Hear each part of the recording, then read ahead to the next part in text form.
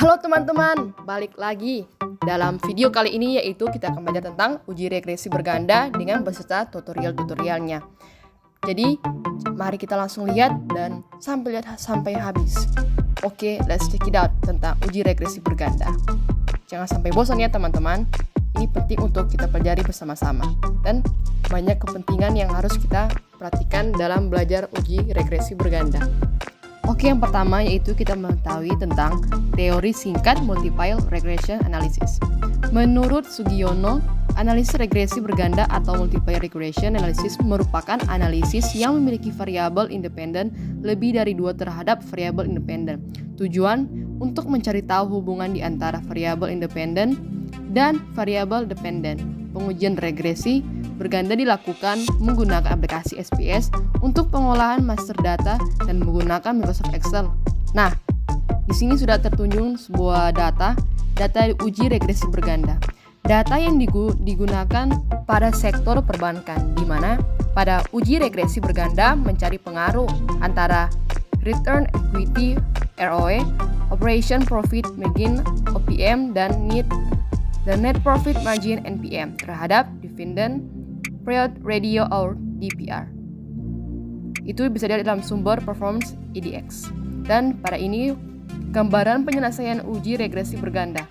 Return on equity ROE, operating profit margin, net profit margin, dividend payout ratio DPR disebut sebagai Y, return on equity disebut X1, operating profit margin X2, net profit margin X3. Nah, teman-teman bisa lihat ada sebuah penjelasan dan beserta keterangannya ada di bawah 4. Berikut kali ini merupakan langkah-langkah multiple regression analysis. Asumsi klasik, normalias, asumsi klasik, independence, asumsi klasik, serta di bawahnya yaitu uji regresi atau multi regression. Nah, itu merupakan sebuah 4 langkah di mana mengetahui multiple regression analysis. Ini sangat penting karena teman-teman harus mengetahui terlebih dahulu langkah-langkah mana yang terlebih dahulu, langkah-langkah yang penting. Nah, kita masuk dalam SPS. Di sini teman-teman bisa lihat saya telah membuka SPS. Nah, ini adalah tutorialnya teman-teman. Jadi berikut masuk. Nah, teman-teman, uji regresi berganda sebenarnya bisa dilakukan dengan 1 kali. Cara dan meliputi banyak uji. Namun, pada kali ini, uji regresi berganda akan dijelasnya berdasarkan tahapan-tahapan mulai dari input data, ke asumsi klasik uji normalitas, asumsi klasik uji multikolinialitas, asumsi klasik uji heteroskeditas, dan uji terakhir regresi linear berganda yang meliputi uji T dan uji F. Pada rekaman SPS kali ini, input data SPS dari Excel dilakukan secara manual. Input data diharusnya untuk teliti, di mana data dan variabel harus sesuai. Menggunakan Microsoft Excel berfungsi untuk mempersiapkan master data sebelum memasukkan ke SPS. Nah, teman-teman bisa lihat di sini saya sedang menaruh data untuk menguji input data yang akan diuji nanti. Nah, teman-teman, jangan lupa perhatikan dulu tabel-tabel yang akan diisi, di mana di sini sudah tersedia yaitu name, type, dan peserta yang teman-teman bisa baca secara langsung ini. Nah, teman-teman lihat dulu apa yang akan harus ditulis dan data-data mana yang akan diinput di dalam sini. Jangan sampai salah karena di sini tadi saya telah menjelaskan bahwa ada begitu banyak langkah-langkah yang harus diperhatikan. Maka teman-teman harus perhatikan dari awal video hingga sampai ini dan jangan melewatkan. Nah, agar teman-teman bisa paham. Jadi di sini kita akan lanjut dulu. Teman-teman yang bisa lihat kalau di sini saya telah menginputkan data terlebih dahulu. Nah, dalam input data teman-teman perhatikan dulu data dari sumber mana yang teman-teman akan mengambil. Nah, ketika teman-teman telah mengetahui itu akan terasa terlebih gampang untuk memudahkan teman-teman sendiri dalam menyusun dan menginput data. Nah, teman-teman ini bisa lihat terlebih dahulu agar teman-teman bisa memahami bagaimana cara atau tutorial dalam membuat. Pada kali ini, ini ini akan diblok terlebih dahulu. Nah, teman-teman juga jangan melupakan rumus-rumus yang telah dilihat di sini. Dan jangan lupa untuk di awal itu dalam menginput data, teman-teman mempersiapkan dulu aplikasi yang dibutuhkan. Nah, karena kalau teman-teman belum mempunyai aplikasi yang dibutuhkan, yaitu seperti Excel, sumber data yang akan teman-teman ambil, serta SPSS, itu akan begitu sulit dalam menginput data ke SPSS atau SPSS. Nah, ini tampilan data SPSS berdasarkan data view, tampilan SPSS berdasarkan variable view. Nah, di sini teman-teman bisa bedakan, ada dua yang saya tampilkan dalam video berikut ini. Jadi di video ini teman-teman bisa melihat kalau di sebelumnya saya telah menginput data terlebih dahulu, dan di sini jangan lupa untuk mengkoreksi di mana variabel mana yang teman pakai, variabel sampai berapa variabel yang teman akan input. Nah, oke teman-teman, uji normalitas itu di mana berfungsi untuk menilai sebaran data pada sebuah kelompok data atau variabel. Uji normalitas yang digunakan adalah ppplot dan scatterplot. Cara uji normalitas ppplot dan scatterplot adalah dengan cara analisis regression linear. Nah, teman-teman harus ikuti videonya biar tidak terlihat dan tidak salah dalam melakukan tutorial berikut ini yang saya jelaskan. Di sini teman-teman bisa ada begitu banyak grafik. Nah, ini merupakan grafik yang sudah saya tampilkan. Teman-teman pelajari terlebih dahulu melihat keterangan yang ada. Di sini teman-teman kan sudah melihat bahwa di sini ada sebuah grafik dengan cara pembuatan yang berbeda-beda.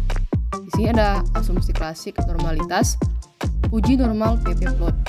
Uji normal ini menggunakan uji normal ppplot dapat dilihat pada gambar. Setiap butir data menyebar di sekitaran garis diagonal dari kiri bawah hingga kanan atas. Artinya data terdistribusi normal. Nah, ini teman-teman bisa lihat normal ppplot. Di sini disebut observed cum prop. Jangan sampai salah menilai ya teman-teman. Dan kedua yaitu asumsi klasik normalitas, di mana uji scatterplot yang sudah saya jelaskan tadi, yang sudah jelaskan tadi pada sebelum video ini. Nah, untuk mendukung uji normalitas ppplot, dilakukan uji normalitas berdasarkan diagram scatterplot berdasarkan persebaran data, titik-titik dan juga tersebar dalam sebuah data. Oke, di situ tadi sebuah penjelasan di mana ada uji scatterplot dan juga uji ppplot. Untuk kali ini kita balik dalam SPSS ya teman-teman untuk mengujinya terlebih dahulu. Dalam pengujian teman-teman, jangan sampai lupa kalau teman-teman selalu memperhatikan dulu variabel. Karena kalau sampai salah variabel, tentu hasil yang dikeluarkan itu akan gagal. Makanya penting banget itu dalam menjelaskan terlebih dahulu, lihat step-step yang dari awal bagaimana cara melakukannya. Nah, karena kalau sampai salah juga itu akan berakibat fatal. Teman-teman tidak bisa dapat membuat dan menginput data. Nah, pada kali ini teman-teman bisa lihat pada slide ini asumsi klasik atau multikolinis realitas. Berdasarkan uji multikolinis, data tidak mengalami gejala multikolaritas dan dapat dilanjutkan ke uji selanjutnya. Pengambilan keputusan nilai FF 0, data tidak terjadi multikolaritas. Nilai FF lebih dari 0, data terjadi gejala multikolaritas. Hasil nilai FF variabel ROE tidak terjadi gejala multikolaritas. Di sini saya telah akan menunjukkan, kita buka dalam analisis. Nah, di sini teman-teman search terlebih dahulu dan jangan lupa pahami dulu cara pemakaian. Cari dulu apa tombol-tombol mana yang akan teman lakukan dalam menghasilkan data, biar teman-teman tidak salah langkah dalam pembuatannya. Di sini teman-teman bisa lihat uji multikolaritas merupakan pengujian dalam model regresi untuk mengetahui korelasi antara variabel independen. cara uji motoritas dengan cara klik analisis regression linear. Itu merupakan asumsi klasik uji multikolinialitas. Nah, itu merupakan yang tahap ketiga, teman-teman.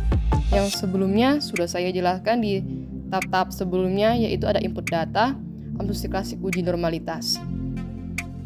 Nah, teman-teman jangan lupa dalam memperhatikan ini untuk mengetahui dan melihat dalam variabel-variabel serta data-data, jangan sampai itu data-data teman-teman itu salah angka.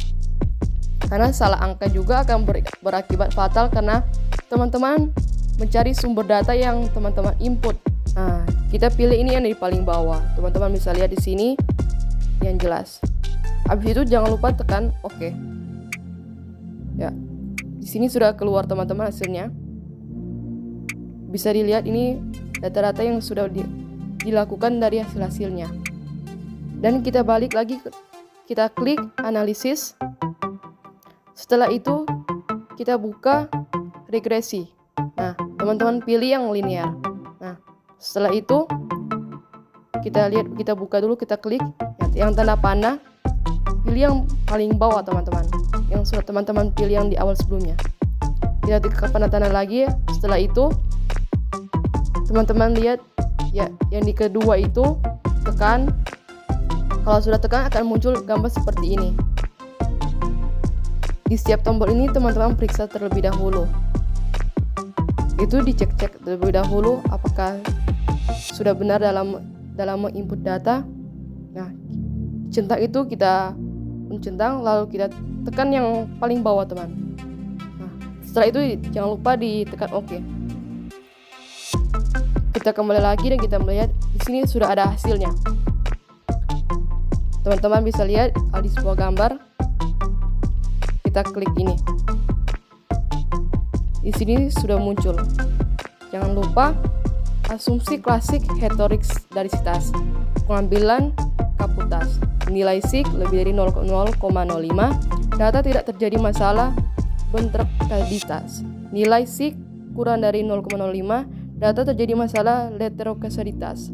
Hasil nilai SIG ROE artinya data tidak terjadi masalah heteroziksitas. Nilai SIG artinya tidak terjadi masalah heteroziksitas berdasarkan heteroziksitas metode. Itu tadi teman-teman telah melihat kalau ada hasil dari teman-teman yang telah melakukan di heteroziksitas. Nah, pada kali ini jangan lupa kita balik ke analisis. Setelah itu pilih regresi. Setelah regresi kita balik ke linear. Nah, teman-teman bisa kembali melihat uji heteroziksitas berfungsi.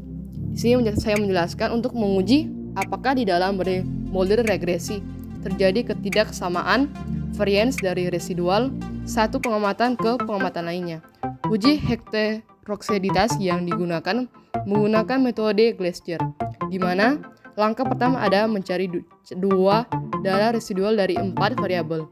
Setelah ada data residual, itu teman-teman kembali lakukan transform data ke jenis ABS under residual, di mana data ABS under residual akan digunakan menggantikan variabel dependent selama uji heteroziksitas. Langkah selengkapnya teman-teman bisa lihat di keterangan berdasarkan video yang saya jelaskan pada kali ini. Well, teman-teman, kita akan sampai pada penghujung kali ini. Setelah kita menganalisis, teman-teman itu jangan lupa mengecek, karena pentingnya mengecek terlebih dahulu.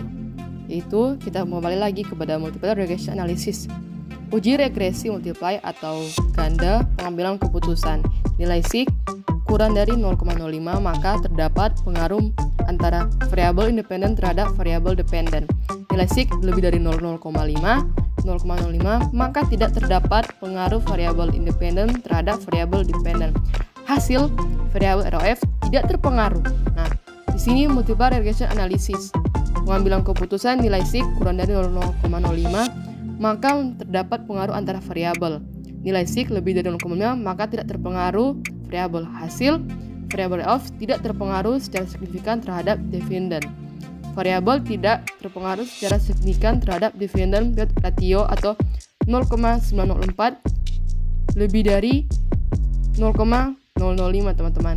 Nah, di sebelah kali ini setelah melihat dan ada sebuah kesimpulan yang akan saya jelaskan.